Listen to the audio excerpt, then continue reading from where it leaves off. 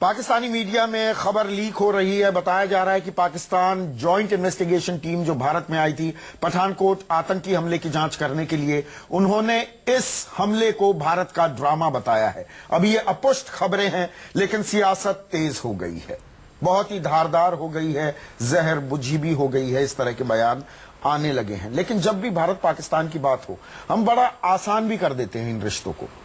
Geography हम बदल नहीं सकते।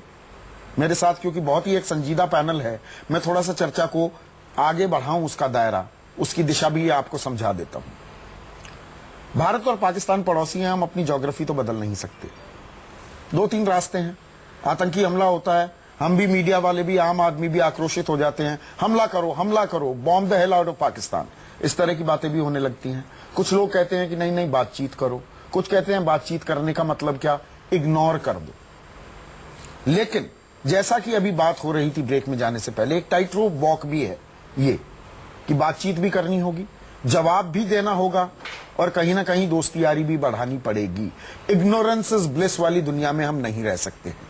तो क्या तारिक फतेह साहब, मुझे ये बताइए, ये एक वेल कैलकुलेटेड रिस्क था क्या? हम ओवर सिंप्लीफाई कर देते हैं क्या चीजों को? क्या भारत वाले दाल रोटी नहीं खाते? नहीं, हम रोटी नहीं खाते क्या, कि हमें कोई बस भरोसे के नाम पर कुछ दिखा देगा और हम बहक जाएंगे? नहीं, ऐन मुमकिन है कि ये हिंदुस्तान की जो सिक्योरिटी चलाने वाले लोग हैं, उनकी कैलकुलेशन में पतंग काटने के दो तरीके होते हैं, एक खींच के और एक ढील दे के। मुझे ये लग रहा है ये ढील दे के पाकिस्तान की पतंग काट के और वापस ले आने की भी एक हो सकता है। पर ढील देने में आपकी पतंग भी कट जाती है, कई बार कट जाती है, और मैं समझता हूँ हिंदुस्तान की आमतौर पर पाकिस्तान पतंग काट देता है। अभी तक हिंदुस्तान में एक नेक दिली से अप्रोच है पाकिस्तान की तरफ। पाकिस्तान का फाउंडेशन ही इस पे है कि दिल्ली पे कब्जा कब होगा, वरना पाकिस्तान बनता नहीं। अब तक किसी शख्स ने पाकिस्तान में टू नेशन थ्योरी को रिजेक्ट नहीं किया, किसी ने शरिया लॉ को नहीं रिजेक्ट किया, किसी ने जिहाद के कॉन्सेप्ट को रिजेक्ट नहीं किया। तो आप तो सारी जिंदगी अगले 500 साल तक गुफ्तगू करते रहिए, तैमूर और तुगलक और बाबर और सबके नाम के मिसाइल और अब्दाली उन्होंने बना के रखे। तारिक भाई, ये कहा जाता है, एक पुरानी कहावत है कि 3 ए चलाते हैं पाकिस्तान को, मैं बल्कि कहूंगा 4 ए चलाते थे या चलाते हैं, कुछ कुछ मिले जुले एक पेशकश के तौर पर। एक तो हो गया अल्लाह, जो कटमुल्ले हैं वहां पर। एक हो गई आर्मी, आपने उनका जिक्र किया, इसी पे रोक दीजिए सर। और उसके बाद नहीं, मैं अमेरिका और अरेबिया को भी जोड़ लेता हूं। क्या वो भारत के साथ नहीं है? अब वो केस की तादाद घट रही है, देखिए तो भारत शायद एक रिस्क ले रहा है। नहीं, पाकिस्तान आर्मी जो एक मिलिट्री इंडस्ट्रियल कॉम्प्लेक्स है, वो ही अमेरिका को भी बेवकूफ बनाता है। वहीं से F-16 जो आ रहे हैं, उन्हीं लोगों को रिश्वत दी जाती है, उन्हीं अंडर सेक्रेटरी ऑफ स्टेट्स से स्टेट डिपार्टमेंट की फाइलें निकल के एक होटल में जाती हैं, यहां से इस्लामाबाद आती हैं। आपको पता है मेरा इशारा किसकी तरफ है? ये 47 से हो रहा है। अब तक जो जवाहरलाल नेहरू के विजन में था कि अब मुल्क दो बन गए, अब अमन से रहना चाहिए, वो कश्मीर में 47 में आपको मैसेज भेजा गया था। अब तक मेरे ख्याल मिला नहीं आपको कि चाहते अजय, क्या आप इत्तेफाक रखेंगे जो तारिक फतेह यहां पर कह रहे हैं? ये टाइट रोप वॉक है और वो वेल कैलकुलेटेड रिस्क लेते रहना होगा। एक पॉस्चरिंग, पॉलिटिकल पॉस्चरिंग अपनी जगह है। आप समझ रहे हैं, मैं थोड़ा दायरा बढ़ाने की कोशिश कर रहा हूं इस चर्चा की। नहीं, देखिए संदीप जी, देखिए जो लोग कह रहे हैं बात, तो ये सिर्फ सरकार के लोग बता सकते हैं कि क्या हम भारत के ऊपर अमेरिका का कोई दबाव था। क्योंकि जिस तरह से जो है हर तरीके से जो कार्रवाई हो रही है, JIT यहाँ आना, और जैसे संजय जी ने ठीक कहा कि हम लोग को जाना चाहिए था पाकिस्तान अनुसंधान के लिए, वहां के जो JIT और उसमें ISI वाले यहाँ पहुंच गए। दूसरी बात यह कि जो मैं सिर्फ बीजेपी और RSS के जो हमारे जो संगीत जी से यही कहना चाहूंगा कि ये तो दोगला चेहरा कि इंद्रेश जी ने तो जनवरी में 15 जनवरी के आसपास उन्होंने कहा था कि पाकिस्तान से बातचीत होनी नहीं चाहिए, बातचीत नहीं करनी चाहिए। उनके ऑर्गेनाइजर में ये बात छपी पठानकोट हमले के बाद। ये लोग तो कुछ भी कह सकते हैं कि जो जिस तरह से हवा चल रही है उसी तरह से अपना बयानबाजी बदलते रहेंगे, और इसी बीजेपी आरएसएस के जो कंट्रोल में जो कंफ्यूजन के चलते हुए देश की कूटनीति जिस रास्ते पे जा रही है वो बड़ी खतरनाक रास्ते पे जा रही है। मेरा सवाल क्योंकि आरएसएस का कंट्रोल है, आरएसएस ही कंफ्यूज्ड है। अजय जी, एक मिनट संजीत, मैं संजय से सवाल पूछना चाहूंगा। मेरी सुई अभी इसी बात पर अटकी हुई है, क्या बिना बातचीत के, बिना लेन देन के पटरी आगे बढ़ सकती है? क्या हम इग्नोर भी कर सकते हैं जिस ओर इशारा कर रहे थे संजय आप? अगर फर्ज कीजिए, अब मैं आर्ग्यूमेंट सेक के लिए फिर से सवाल पूछ रहा हूं आपसे, अगर पाकिस्तान कहता है कि भारत आप भेजिए अपनी एनआईए की टीम भेजिए और हम पूरी जांच वहां करने देंगे, तो क्या बात बराबर हो जाएगी? फिर क्या आप यही शब्द या इसी स्टैंड पर कायम रहेंगे जिस पर आज है? जी देखिए संदीप, पहली बात तो यह कि पाकिस्तान का इतिहास और हमारा अनुभव बहुत सारी चीजों को अपने आप में बयान करता है। हमने कारगिल झेला है, हमने मुंबई हमला झेला है, हमने संसद पे हमला झेला है, हमने कश्मीर में सीमा का उल्लंघन झेला है, हमने बहुत सारी पीड़ाएं, हमारे जवानों ने शहादत दी है, हमने झेला है, हमने बहुत हमले झेले हैं। और बार बार ये कहा है, अंतर्राष्ट्रीय मंचों पर जा जाके चिल्ला चिल्ला के हमारी सरकार ने कहा है आईएसआई ये सब करवाता है। तो क्या करे भारत? आपका स्टैंड क्या है? आपने मेरे पहले भी इस सवाल का जवाब नहीं दिया। भारत की विदेश नीति क्या होनी चाहिए पाकिस्तान को लेकर? मैं जवाब मैं सुन तो लीजिए। निश्चित रूप से बातचीत के खिलाफ कोई भी संवेदनशील राजनीतिक दल नहीं हो सकता है। मैं इसको बिल्कुल मानता हूं कि बातचीत होनी चाहिए, लेकिन आपका रवैया क्या है? आप कहते हो, पहले तो एक बार कभी कहते हो बिल्कुल बातचीत नहीं होगी, फिर बैंकॉक में जाके बातचीत करते हो, फिर बिना आमंत्रण के चले जाते हो। तो आपकी फॉरेन पॉलिसी है क्या?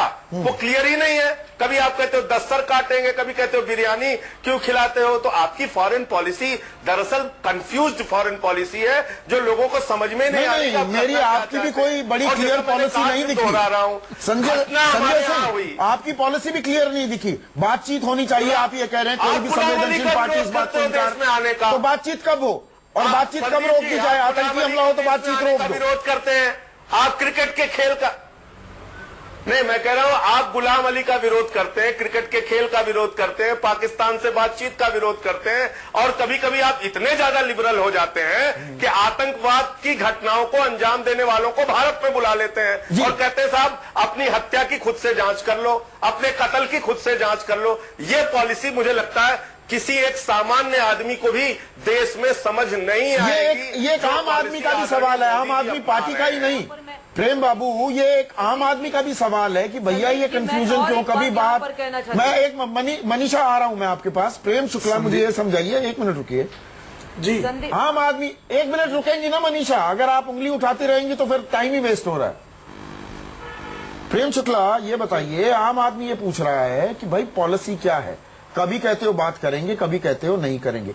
एक चीज पर चलिए ना, एक रास्ता मुश्किल भरा भी हो उस पर पकड़ के तो चलिए थोड़े दिन, कि नहीं?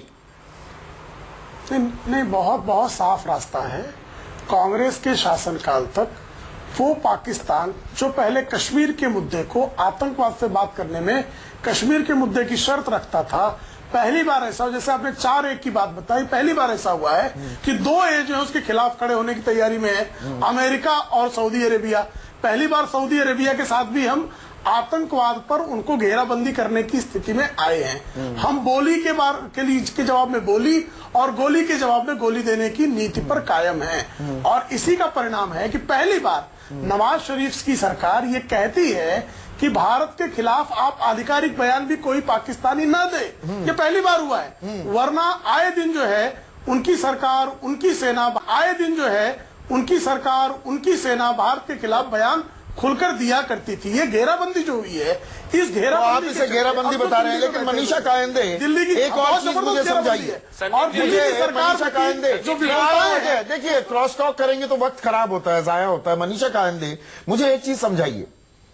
देखिए, आप सरकार में भी बने रहते हैं और सरकार की मुखालफत भी करते हैं। सबसे तल्ख तेवर पाकिस्तान को लेकर शिवसेना के होते हैं। आप सरकार में क्यों हैं अगर इत्तेफाक नहीं रखते सरकार की बातों से?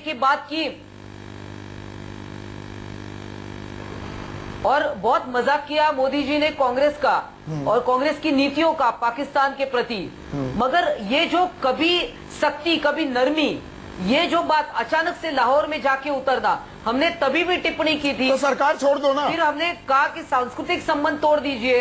और नहीं, देखिए, हम मोदी जी को हम टीका नहीं कर रहे, मगर जहां सरकार में क्या कर रहे हैं, इत्तेफाक नहीं रखते उनकी बातों से। बात करेगी सरकार बार बार देखिए, बार बार आप जो बोलेंगे सरकार छोड़ दीजिए, सरकार छोड़ दीजिए।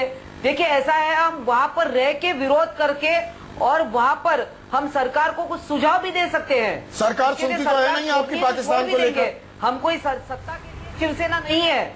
हम जनता की समस्या को जानने के लिए, जनता की समस्या रखने के लिए हम सरकार में हैं। और ऐसा है कि कभी आप कहेंगे कि लाहौर में अचानक उतरे, कभी आप ओबामा जी ने फिर से वहां पर फाइटर प्लेन्स भी बेचे हैं पाकिस्तान को। तो ये दोहरी नीति जो है, ये आज जनता जवाब मांग रही है इसकी। जी, आखिरी सवाल संगीत आपसे ये है कि देखिए, सरकार की जिम्मेदारी है, सरकार देश चला रही है, विदेश नीति सरकार चला रही है।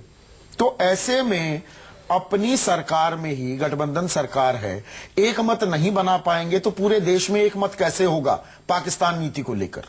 देखिए, यह बड़ा चैलेंज है क्या? यही सबसे बड़ा चैलेंज देखिए, है? मैं इसे चैलेंज नहीं मानता हूं। कोई भी डेमोक्रेटिक कंट्री जो होता है संदीप, वहां पर विभिन्न प्रकार के विचारधाराएं आते रहती हैं इस प्रकार के। और मैंने शुरू में ही कहा कि विदेश नीति एक ऐसा मामला है जिसपे लीनियर कोई डायरेक्शन नहीं हो सकता है। आखिर अमेरिका ने भी जिससे युद्ध छेड़ा उससे बातचीत की, वहां पर ये तो ऐसा चीज है, हमारा कर दो फिर कहो बातचीत कर रहा हूं, वो तो वो वाला काम करते हैं। उसमें साम दाम दंड भेद सारी प्रकार की कूटनीति के ये हिस्से हैं। संदीप जी, ऐसा है कि ये सारी सरकारें करती हैं। ऐसा नहीं है कि कोई एक नई बात हो रही है, पाकिस्तान ऐसा पहली बार कर रहा है। हम तो आपने देखा होगा कि जब पाकिस्तान के जब ज्वाइंट इन्वेस्टिगेशन टीम यहां आई थी, तो यहां के जो प्रेस में बातें थी उसमें ऐसा लग रहा था कि पाकिस्तान ने सारी गलतियां एक्सेप्ट कर ली है। यहां से जाने के बाद हमें यह कभी नहीं भूलना चाहिए कि उनके आका रावलपिंडी ही बहुत सारी चीजें तय करता है। ये तो कहा शुरू में। बिल्कुल ये मान करके चलना चाहिए कि रावलपिंडी उनको तो यहाँ इतनी पर आसानी ये बात से इजाजत हमें नहीं शायद देगा। समझनी होगी। इसलिए अभी हमें धैर्य रखना पड़ेगा। फतेह साहब, संजय सिंह, अभी वक्त खत्म हो गया सर। प्रेम शुक्ला, अजय कुमार और मनीषा कायंदे, कम से कम हमें यह समझना होगा, पाकिस्तान हमारा पड़ोसी तो है ही, और ये रिश्ता थोड़ा अलग है, इसमें उलझने बहुत हैं और उलझनों को सुलझाने में वक्त भी बहुत लगेगा, संयम भी बहुत बरतना होगा। उसके लिए आप हम तैयार हैं या नहीं, या सरकार घेरे में रहेगी सवालों के, ये आने वाला वक्त गवाही देता रहेगा। आज बस इतना ही। नमस्कार।